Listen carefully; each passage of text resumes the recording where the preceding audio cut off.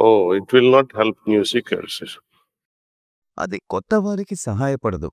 నిజానికి మీరు గందరగోళానికి గురవుతారు. నేను నిజంగా చెప్తున్నాను. అది కొత్తగా చేరిన వారికి చాలా క్లిష్టంగా ఉంటుంది. దాన్ని చదివి మరచిపోవడం మంచిది. దాన్ని అర్థం చేసుకోవడానికి ప్రయత్నించకండి. సాధనతో మొదలుపెట్టండి. స్పిరిచ్యువల్ అనాటమీ అంతా కూడా మీ ప్రయాణంలో మీరు ఏమి ఆశించవచ్చు అనే దాని గురించే. అంత మాత్రం తెలుసుకుంటే చాలు. కానీ కుండలిని ఎలా పనిచేస్తుంది? సహస్రదళ కమలం ఎలా పనిచేస్తుంది? బ్రహ్మరంధ్రం ఎలా పనిచేస్తుంది అని తెలుసుకోవడానికి ప్రయత్నిస్తే మీరు దారి తప్పుతారు. What I would like to see is that నేను చెప్పేది ఏంటంటే చిన్న చిన్న వాటితో మొదలుపెట్టండి. ప్రతిరోజు కొద్ది కొద్దిగా, కొద్ది కొద్దిగా చిన్న మోతాదులో మొదలుపెట్టండి. స్వచ్ఛత. ప్రతిరోజు కొద్ది మోతాదులో స్వచ్ఛత. మీరు పూర్తి స్వచ్ఛంగా మారిపోతే మిమ్మల్ని మీరు గుర్తించలేరు. you will be in such a trouble, like seeing yourself inside. Oh, I don't know this person. మిమ్మల్ని మీరే గుర్తుపట్టలేక ఇబ్బంది పడతారు.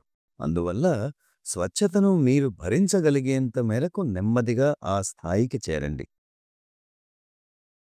Try to become purer and see.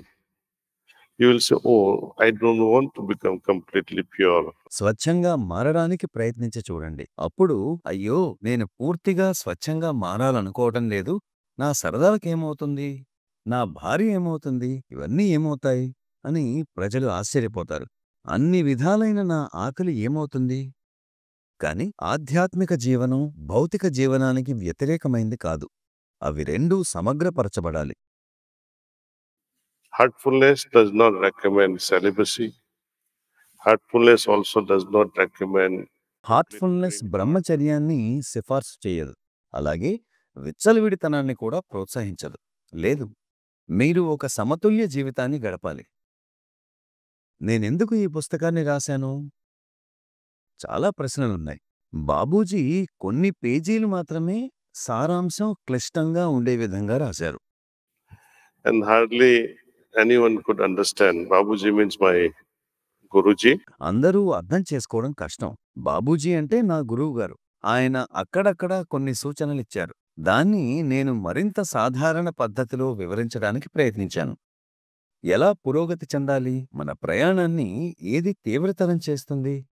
అది ప్రమాదాలు లేకుండా దారిలో కొన్ని హెచ్చరికలతో ఎలా ప్రయాణించవచ్చు? మా గురువుగారు హెచ్చరిక చేయడానికి కూడా సంకోచించేవారు.